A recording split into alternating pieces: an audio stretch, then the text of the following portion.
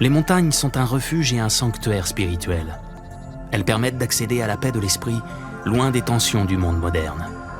Mais en Corée, les montagnes incarnent aussi un pan plus sombre de l'histoire.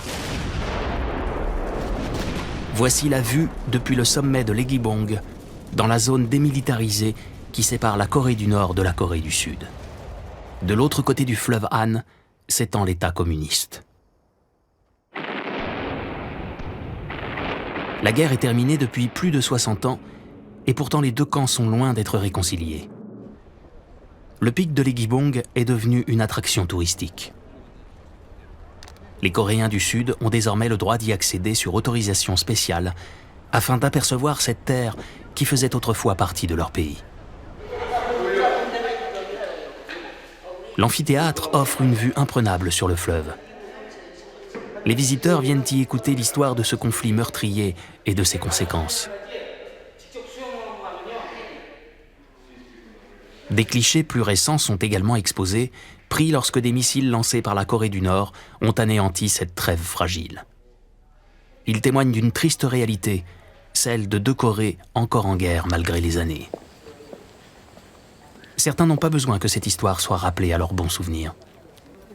Lee Han-seol est l'un des milliers de déplacés du conflit, des Coréens nés dans le Nord et qui ont fui vers le Sud. Ce qu'il aperçoit du sommet lui brise le cœur. La montagne qui se dresse en face domine son village natal.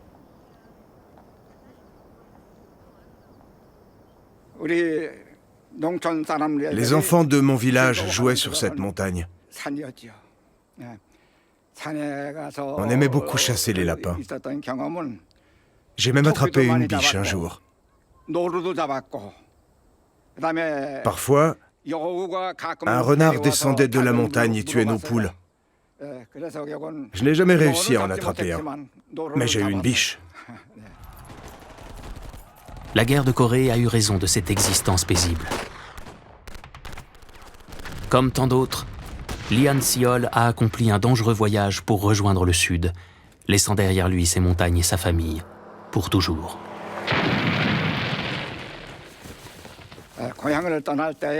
Je suis parti de chez moi et j'ai franchi la crête pour traverser le fleuve. Mais il n'y avait pas de bateau. J'ai passé la nuit dans le froid à grelotter. Le lendemain, j'ai embarqué sur un bateau et traversé le fleuve. Ma mère m'avait donné 3 sacs de riz et m'avait dit de partir vite. Il y avait tellement de réfugiés qu'on sautait sur le premier bateau. Il n'y avait pas beaucoup d'embarcations, mais j'ai eu la chance d'en trouver une pour traverser. C'était très dur. La sécurité et la stabilité l'attendaient. Mais l'exil a laissé un vide de la taille d'une montagne dans le cœur de cet homme de 84 ans. Vous n'imaginez pas à quel point mon village et ma famille me manquent. C'est une douleur indescriptible d'avoir le mal du pays.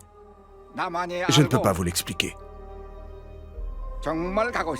J'aimerais tellement retourner là-bas, là où j'ai grandi. C'est mon rêve.